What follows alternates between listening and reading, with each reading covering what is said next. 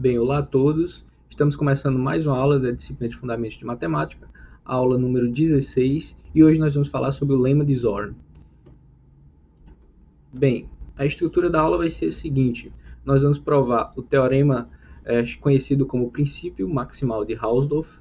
Nós vamos provar, usando ele, nós vamos provar o lema de Zorn, e nós vamos terminar a aula com uma aplicação, provando a existência de bases em espaços vetoriais. Então vamos começar. O princípio maximal de Hausdorff ele diz o seguinte: ele diz que todo possete possui uma cadeia maximal. Tá? Então vamos ver esse resultado. Vamos ver a demonstração dele. Então, ó, seja A um possete, tá? Tá dizendo aqui todo possete. Então você vai pegar aqui A, um possete, e vai definir o seguinte conjunto. Você vai chamar de F o conjunto de todas as cadeias desse possete do A. E a intenção aqui é a gente usar o nosso conhecimento da aula passada, que foi que a gente provou, que foi o resultado principal da aula passada foi o que? O teorema de Bourbaki. Então a nossa intenção hoje é usar o teorema de Bourbaki para provar esse resultado, o princípio maximal de Hausdorff. Então nós vamos usar o teorema de Bourbaki nesse conjunto aqui, nesse F. Então veja só, o F é o conjunto das cadeias de A. A gente já tem automaticamente, como ele é um subconjunto das partes de A, a gente já tem automaticamente que ele é um possete quando você considera ele munido com a ordem da inclusão. Então você já tem um possete. Lembra do enunciado do teorema de Bourbaki? O que é que você pedia lá? Você pedia um possete estritamente indutivamente ordenado que possuísse um menor elemento. Então a tese dele era o seguinte: ele possui um elemento sem sucessor imediato. Esse era o nosso teorema de Bourbaki. Então até agora, para poder usar ele, a gente só tem que ele é um possete, que o nosso conjunto aqui ele é um possete. Então você tem que verificar mais duas coisas: que ele é estritamente indutivamente ordenado e que ele possui um menor elemento. Para poder, enfim, aplicar o teorema de Bourbaki, e o elemento que a gente vai encontrar aplicando o teorema de Bourbaki vai ser o nosso candidato à cadeia maximal. Então vamos lá. Para verificar que o F é estritamente indutivamente ordenado, a gente tem que pegar uma cadeia nele, tá? E mostrar que o supremo dessa cadeia existe, está no F, e está aqui. Então seja D uma cadeia de F. Então você define o M como sendo a união de todos os elementos do D. Os elementos do D são conjuntos, então você vai pegar a união de todos esses conjuntos. Esse aqui vai ser o nosso candidato a supremo. Veja só aqui uma coisa que eu quero chamar a atenção para você.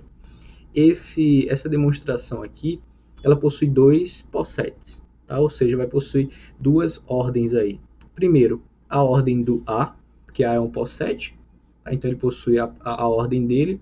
E o segundo possete que a gente está trabalhando é o F. Tá? E a ordem do F a gente sabe que é a ordem da inclusão.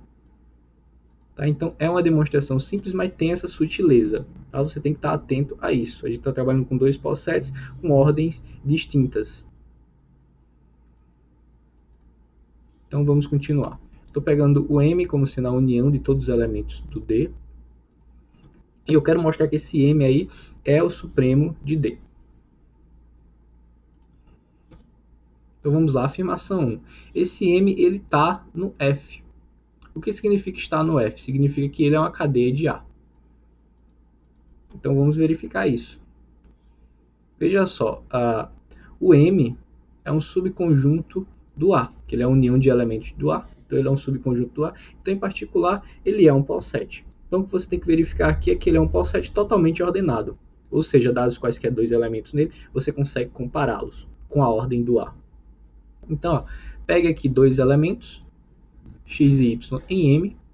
Tá? Como M é a união dos elementos de D, isso significa que existem C1 e C2 elementos do D, tais que o x pertence ao C1 e o y pertence ao C2. Agora vejam só, C1 e C2 são elementos de D, e D é uma cadeia de F. Certo? Como D é uma cadeia de F, quaisquer dois elementos são comparáveis com a ordem do F. Então aqui, ó, C1 e C2 são elementos do D, então você consegue comparar eles. E a ordem do F é o quê? A inclusão. Então o que é que você tem aqui? Que o C1 está contido em C2 ou que o C2 está contido em C1. Então, ó, digamos que aconteça o primeiro caso, que o C1 está contido no C2. Então o que é que você tem aqui? Ó? Que o X que está contido no C1, ele também vai estar no C2 por causa dessa inclusão, e o Y já está no C2. Agora vejam só o seguinte. Isso significa que o X e o Y estão ambos no C2. E o que é que você pode falar sobre o C2? Veja só, o C2 é um elemento do D. D é uma cadeia em F. E F é um conjunto cujos elementos são cadeias do A. Então isso significa que C2 é uma cadeia de A. Se é uma cadeia de A, então você pode comparar quaisquer dois elementos nele com a ordem do A. Exatamente o que a gente fez aqui. Eu coloquei aqui bem destacado, tá? Coloquei o menor igual, subíndice A. Tá? Mesmo se eu não tivesse colocado esse subíndice, não ia ter confusão, porque a ordem do F é a inclusão. Tá? Então não ia afetar muito, mas eu resolvi colocar o subíndice A aqui para deixar claro para você que a gente está trabalhando com duas ordens. A inclusão, que é a ordem daqui, e o menor igual subíndice A, que é a ordem do A. Então, ó, o X e o Y estão no C2. O C2 é uma cadeia, então você consegue comparar o X e o Y com a ordem do A, ou seja, X menor ou igual que Y ou Y menor ou igual que X. Mas veja só, esses dois elementos foram tomados inicialmente no M. Então isso quer dizer que quaisquer dois elementos no M você consegue compará-los, portanto o M é um conjunto totalmente ordenado com a ordem do A, portanto, novamente, ele é uma cadeia do A. Analogamente, tá? A gente usou aqui esse caso aqui, né? O primeiro caso. O segundo caso você consegue fazer simetria, totalmente análogo. Tá? Nesse caso aqui, o C1 ia conter os dois elementos, como o C1 é uma cadeia, você ia conseguir a mesma coisa. Então, feitos os dois casos, você consegue concluir que o M é de fato uma cadeia do A. Então, ó, o M ele é um elemento do F. Mas o que é que você quer aqui? Você quer que o supremo seja um elemento do F, o supremo de D seja um elemento do F. Você conseguiu mostrar que o M é um elemento do F, agora a gente vai mostrar que esse M é de fato o supremo de D. Como é que você faz isso? Como é que você prova que é um supremo? Primeiro, você tem que mostrar que é uma cota superior do conjunto, e segundo, você tem que mostrar que é a menor das cotas superiores. Então, ó, vamos mostrar que é uma cota superior, e isso aí é fácil. Dado qualquer elemento do conjunto D, certo? Dado qualquer elemento de D, é claro que esse elemento vai estar na união de todos os elementos do D. Certo? Esse elemento é um dos elementos que estão aqui, portanto ele está na inclusão da união. Mas essa união aqui é o próprio M. Então, isso significa que C está contido em M, certo? Para qualquer elemento C de D. Em termos de ordem, significa que C é menor ou igual que M, certo? Seja qual for o C que você tomar em D. Portanto, M é uma cota superior para o D. Agora ele tem que ser o quê? A menor das cotas. Então pegue outra cota, que eu vou chamar de E, uma cota superior. Se ele é uma cota superior, então ele é maior que todo o elemento de D, ou seja, ele contém todo o elemento de D. Mas se ele contém todo o elemento de D, ele contém a união de todos os elementos de D. Mas essa união é o próprio M. Portanto, ele contém M. Em termos de ordem, isso significa que M é menor ou igual que E. Ou seja, o nosso M é a menor das cotas superiores e, portanto, é o supremo de D. Então veja só, qual é a conclusão aqui dessas duas afirmações? Que toda cadeia em F possui um supremo em F. Ou seja, o F é um posset estritamente indutivamente ordenado. E aí a gente ganhou a segunda hipótese do teorema de Bourbaki. A terceira seria que ele possui um menor elemento. Mas que ele possui um menor elemento é fácil. Que menor elemento seria esse? Primeiro, o vazio é uma cadeia. Isso foi mencionado quando a gente falou de conjuntos totalmente ordenados, tá? Porque se ele não fosse, era porque existiria dois elementos que não são comparáveis, que é um absurdo. Tá? E o vazio ele está contido em todo subconjunto do A, em particular ele está contido em toda a cadeia do A, ou seja, ele está contido em todo o elemento de F, ou seja, mais uma vez, ele é menor que todo o elemento do F, portanto ele é o menor elemento.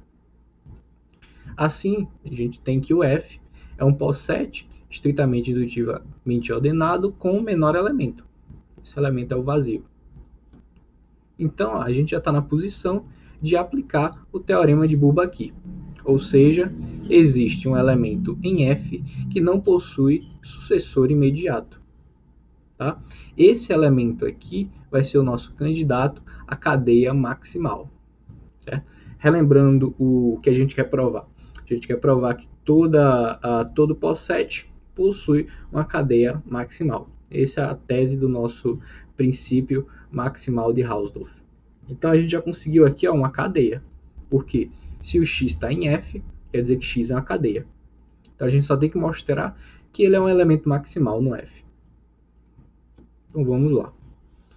Primeira coisa, vamos traduzir isso aqui, vamos relembrar o que significa não ter sucessor imediato.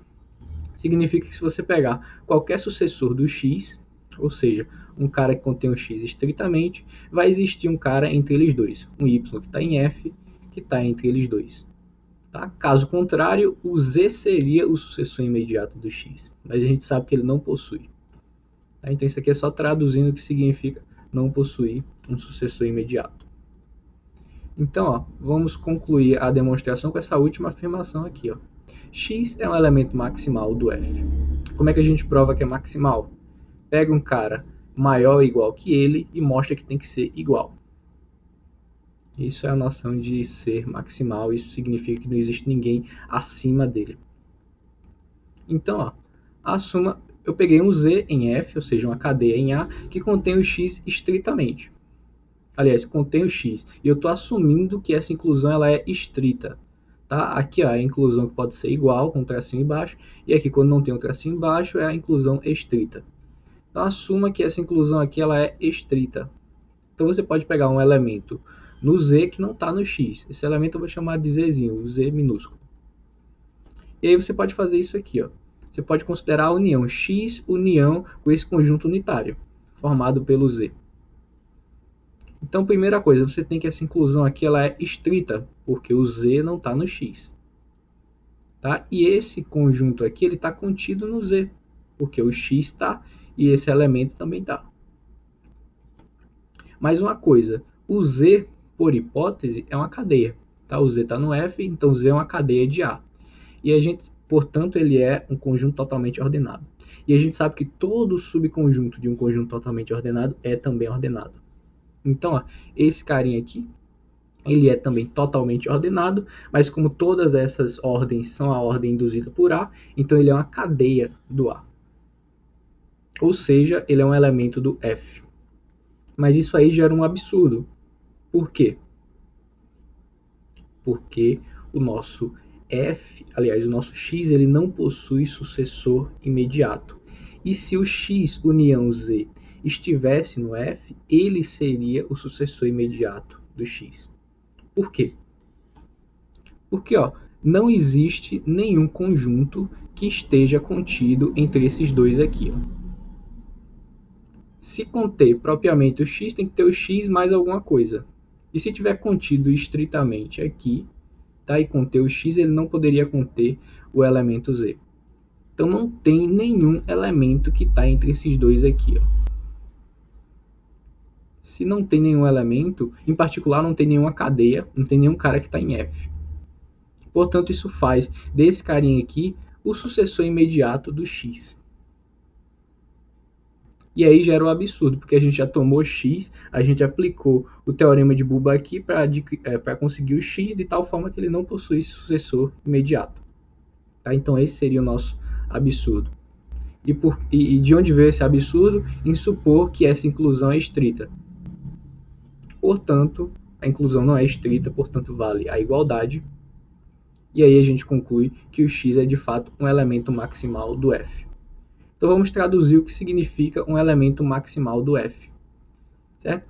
O que é um elemento do F? O elemento do F é uma cadeia de A. Então isso significa que o X é uma cadeia maximal de A. Aí isso conclui o nosso teorema, o princípio maximal de Hausdorff. Ou seja, todo poset possui uma cadeia maximal.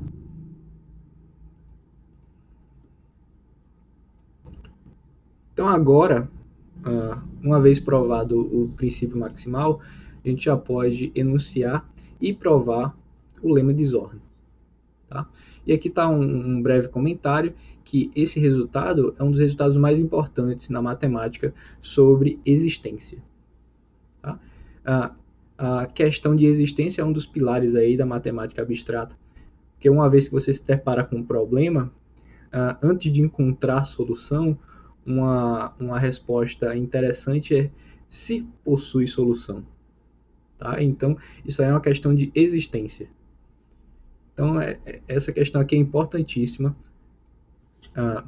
tanto em outras áreas, como principalmente na matemática. Então, esse resultado aqui, o lema de Zorn, ele diz o seguinte: se você tem um poset não vazio, tal que toda cadeia de A possui uma cota superior em A, então esse poset ele possui um elemento maximal. Qual é aqui a questão da existência? Aqui ele está dizendo que existe um elemento maximal. Tá? Por isso que esse lema aqui, esse resultado aqui é sobre existência. Então vamos provar esse resultado. Primeiro, o A ele é um poset. Pelo princípio maximal de Hausdorff, ele possui uma cadeia maximal. Essa cadeia eu vou chamar de C. Mas por hipótese, toda cadeia possui uma cota superior, certo? Por hipótese do nosso lema. Toda cadeia possui uma cota superior, então eu chamei de M essa cota superior. A afirmação aqui, esse M, essa cota superior, é o elemento maximal do A. Como é que a gente verifica isso? Assuma que existe um cara, vamos provar por absurdo, né? Assuma que existe um cara que é maior estrito que essa cota superior, que esse M. Então daqui a gente pode tirar duas conclusões. Tá? A primeira delas é que esse elemento, esse X, ele não está na cadeia, porque se ele estivesse na cadeia, ele ia ser menor ou igual que a cota superior. Ele ia ser menor ou igual que a cota superior. Mas a gente sabe que a cota superior é menor estrito que ele. Então, por isso que a gente tem isso aqui, X não pertence a C. E a segunda coisa é que se você pegar qualquer elemento do C, ele vai ser menor ou igual que a cota superior e, portanto, vai ser menor ou igual que o X. Guarda essas duas informações e vamos juntar elas agora. Então, se você pegar o C e unir com o conjunto unitário formado por esse X, então esse conjunto vai ser uma cadeia de A. Por quê? Lembre-se, para ser uma cadeia, você já ganha de graça que é um poset, porque ele é um subconjunto de um poset. Para ser uma cadeia, basta você comparar dois elementos. Quaisquer dois elementos você consegue comparar. Então veja só, se você pegar dois elementos aqui, se esses dois elementos já estão no C, o C é uma cadeia. O C já foi tomado sendo uma cadeia. Então você consegue comparar. O único problema seria quando você pegasse um elemento no C e um elemento e o X, e comparasse com o X, né, já que é o conjunto unitário, você pegasse um elemento no C e comparasse com o X. Será que dá para comparar eles dois? E a resposta é sim. Veja aqui, ó. Qualquer elemento que você pegar no C é menor igual que o X. Portanto, você consegue comparar. E, portanto, essa união aqui é uma cadeia do A. A segunda coisa é que você tem a inclusão estrita. C está contido estritamente em C união X, por causa disso aqui. Ó. O X não pertence a C. E aí você tem o que? Um absurdo. Porque a gente já tomou C sendo uma cadeia maximal do A. Ou seja, não deveria existir nenhuma outra cadeia de A que contesse o C estritamente. E a gente obteve uma. Por isso, a gente tem um absurdo. E o que gerou o absurdo? Assumir que existe alguém estritamente maior que o M. alguém em A estritamente maior que o M, né? Portanto, não existe ninguém estritamente maior que o M e, portanto, o M é um elemento maximal. Então você acabou de provar o lema de Zorn. Tá? Uma demonstração simples, curtinha, que foi resultado de dois resultados grandes que a gente provou. Tanto o teorema de Bourbaki quanto o princípio maximal de Hausdorff. Então está provado aí o lema de Zorn. Só quero voltar um pouquinho aqui para o enunciado dele, para frisar o que é que você tem que fazer para aplicar o lema de Zorn. Tá? Você tem que ter um POSSET, tá? Então você tem que, quando você for aplicar o lema de Zorn, tem que estar claro qual é a ordem que você está usando, certo? É um POSSET com qual ordem. Tem que deixar claro que ele é não vazio, tá? Deixar claro a hipótese de ser não vazio, ou seja, exibir um elemento lá dentro, e verificar isso aqui, ó, que toda cadeia em A possui uma cota superior em A. Então você vai pegar uma cadeia e vai mostrar que existe uma cota superior, tá? E essa cota superior está em A. Verificadas essas três condições, então você pode aplicar o lema de Zorn e obter um elemento maximal.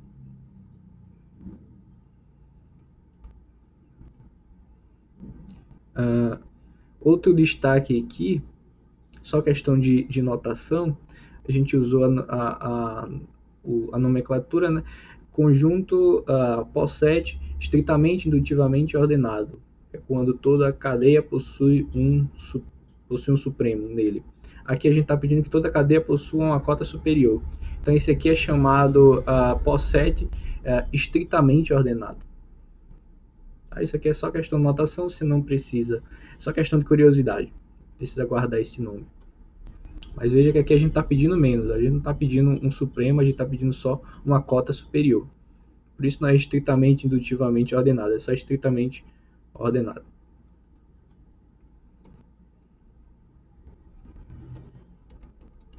Então vamos para uma aplicação aqui.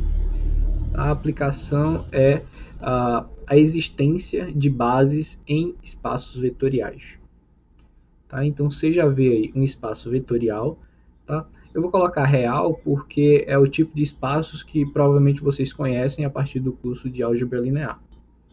Então eu coloquei aqui um espaço vetorial, entre parênteses real, mas tudo que a gente vai fazer aqui pode ser feito de forma totalmente similar, totalmente análoga para um espaço vetorial sobre um corpo qualquer.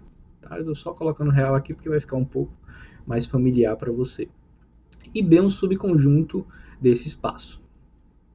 Então vou relembrar aqui para você a definição de LI, que significa um conjunto CLI. Significa que se você pegar qualquer quantidade de elementos dentro dele e a mesma quantidade de escalares e considerar essa equaçãozinha aqui, essa combinação linear dando zero, isso implica que todos os escalares têm que ser nulos, tem que ser zero. Tá? Isso daqui é a nossa definição de conjunto LI.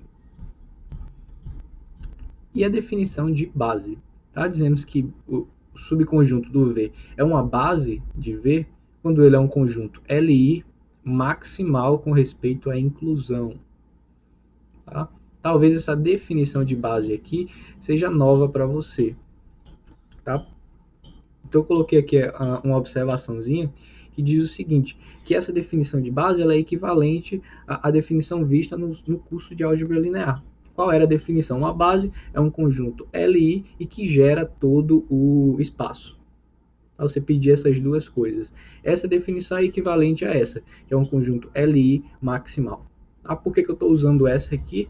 Porque tem o nome maximal e a gente está trabalhando com elementos maximal, a gente está trabalhando com o lema de Zorn, então a gente está usando a definição mais apropriada para isso. Como elas são equivalentes, tanto faz, então você escolhe a definição melhor, né, para poder usar o seu resultado. Então vamos lá. O resultado ele diz o seguinte, ó, todo espaço vetorial possui uma base. Veja que aqui ó, é um teorema de existência. Possui, quer dizer que existe uma base. Tá? Então é um teorema de existência. Se é um teorema de existência, tem a ver aí com o nosso lema de Zorn. Então vamos provar isso aí. Então, você já vê um espaço vetorial. Primeiro, se o V ele é um espaço nulo, então o vazio é uma base dele. Isso aqui é uma convenção, tá, pessoal? Isso aqui é uma convenção. Espaço nulo, vazio é uma base do espaço nulo. Tá? O que nos interessa é quando o espaço é não nulo. Tá? Quando ele é não nulo, então você vai aplicar aqui, seu objetivo é aplicar o lema de Zorn. Então você vai considerar um poset apropriado. E veja só, você quer um conjunto Li maximal. Ou seja, dentro do conjunto que tem como elementos subconjuntos Li do espaço, você quer o maximal entre eles. Então você quer aplicar o lema de Zorn nesse conjunto. Então esse conjunto eu chamei de F. Ó. F é o subconjunto do V, tal que esses conjuntos são Li em V. Se você aplicar o lema de Zorn aqui e conseguir um elemento maximal aqui, então você vai conseguir o quê? Um conjunto Li maximal. Tá? Então, o lema de Zorn, para você aplicar o lema de Zorn, você tem que encontrar o conjunto apropriado para quando você aplicar o lema de Zorn, ele te dá o que você quer. Tá? Então, esse aí é um dos primeiros pensamentos que você tem que ter quando você for aplicar o lema de Zorn. Tá? O conjunto não vai ser dado. Aplique o lema de Zorn aqui. Não é assim. Você tem que analisar o seu problema e ver qual é o conjunto onde você consegue aplicar o lema de Zorn de tal forma que você vai conseguir o resultado esperado. Então, ó, eu quero um conjunto Li maximal, que é uma base. Então, estou considerando F o conjunto formado pelos subconjuntos Li do espaço V.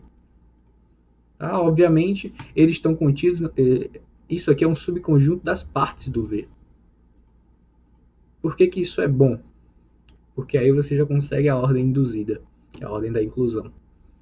Mas primeira coisa que você olha aqui é que esse conjunto que você define, ele tem que ser não vazio. E ele é. Por quê? Como o V é diferente do espaço trivial nulo, você consegue um vetorzinho V não nulo e considera o conjunto unitário formado por esse vetor. A gente sabe que se o vetor é não nulo, então o conjunto unitário formado por ele é Li. Tá? Isso aí a gente vê no curso básico de álgebra linear. Então, se ele é Li, quer dizer que ele está no F. Portanto, o F é um conjunto não vazio.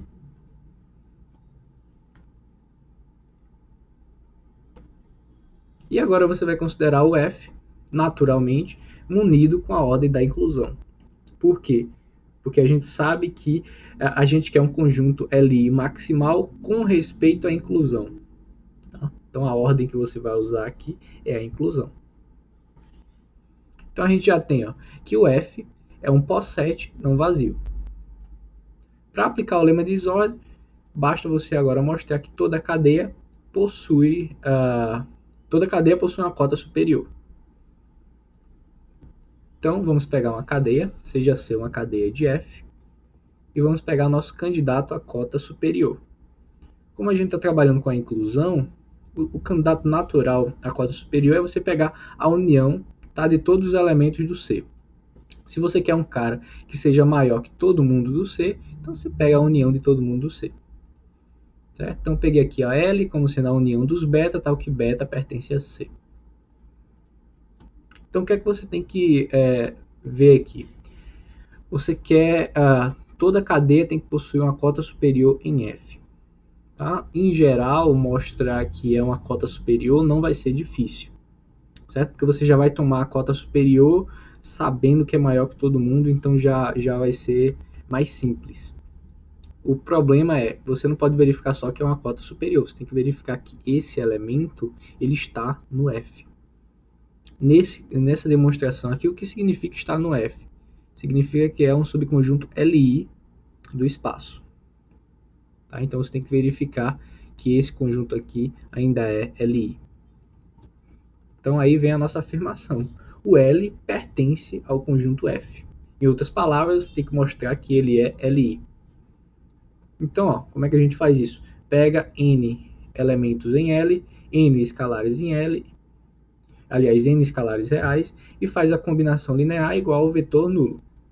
E você tem que concluir que cada um desses escalares é nulo. Então, primeiro vamos ver quem é a cara do F, do L, aliás. Veja só, cada VI desse aqui ó, pertence ao L. Mas quem é o L? O L é a união desses betas aí. Ou seja, para cada VI vai existir um beta I pertencente a C, tal que VI pertence a beta I. Tá? Para todo I de 1 a N. Certo? Isso porque cada VI está na união. Agora veja só. Você vai usar que o C é uma cadeia. Tá? Se C é uma cadeia e cada um desses beta I está na cadeia, você consegue comparar eles. E comparando eles, você vai pegar o maior deles. Ou seja, que no nosso contexto significa o cara que contém todos os outros. Como é que você faz isso? Você tem uma quantidade finita, certo? Tem uma quantidade finita. Então você vai pegando de 2 em 2, compara, pega o maior. Depois pega esse maior, compara com o outro e pega o maior dentre esses dois. Como você tem uma quantidade finita de elementos, então no final você vai chegar no cara que é maior que todos os outros. Tá? E esse cara aqui eu chamei de beta J. Ou seja, o beta J ele contém todos os demais. Beta I. Tá? Ou seja, do beta 1 até o beta N. Mas se ele contém os demais, e cada VI desse aqui está nos beta I, quer dizer que todos os VIs estão no beta J. Ou seja, VI pertence a beta J para todo I de 1 a N. Mas veja só, quem é o beta J? O beta J é um elemento do C, o C é uma cadeia de F, ou seja, o beta J é um subconjunto LI do espaço. Se ele é um conjunto LI do espaço, você tem aquela combinação linear dando zero, isso significa dando vetor nulo, isso significa que cada um dos escalares é o nulo. Mas você tomou inicialmente cada um desses VI em L, isso significa que o L é LI. Portanto, L pertence ao conjunto F. Então você mostrou que esse L aí, esse nosso candidato à cota superior, ele está no nosso POSSET. Ótimo. Então agora você vai mostrar para concluir que ele é uma cota superior. Isso aí é fácil. Por quê? Como ele é a união de todos os elementos do C, ele contém todos os elementos do C. Ou seja, ele é maior ou igual que qualquer elemento do C. Isto é, o L é uma cota superior do C. Então, o que é que você mostrou aí? Que toda cadeia possui uma cota superior. Então, você está na posição para usar o lema de Zorn, que você está com um POSSET não vazio, tal que toda cadeia possui uma cota superior. Então, pelo lema de Zorn, o nosso conjunto em questão, o nosso F, possui um elemento maximal. Mas o que é um elemento em F? Um elemento em F é um conjunto LI. Ou seja, você obteve um conjunto LI maximal. Mas a gente viu que pela nossa definição, isso significa que o M é uma base do V. Então, o que foi que a gente mostrou aí? Que todo espaço vetorial possui uma base. Certo? Isso conclui a demonstração. Tá? E isso também conclui a nossa aula de hoje. Vejam só.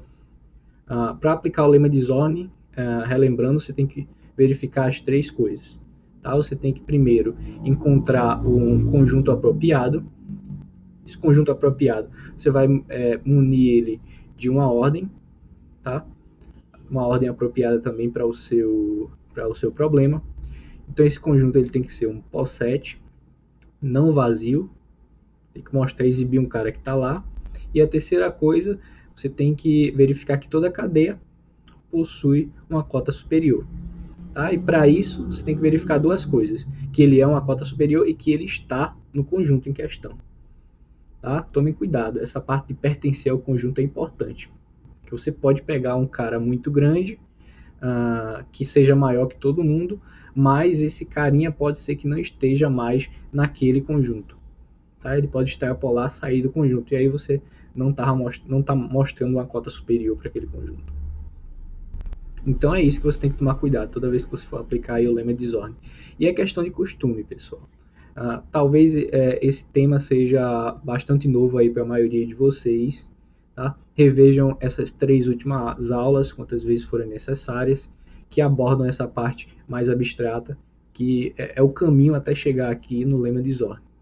Tá? Então, com isso, a gente conclui o conteúdo do nosso primeiro estágio. Tá? Façam as listas, tá? E, compartilhem suas dúvidas, tá? No fórum de dúvidas e na nossa aula síncrona. E com isso, eu acredito que vocês já estão aí com todo o conteúdo para finalizar o nosso primeiro estágio. Então é isso, pessoal. Valeu. Até a próxima.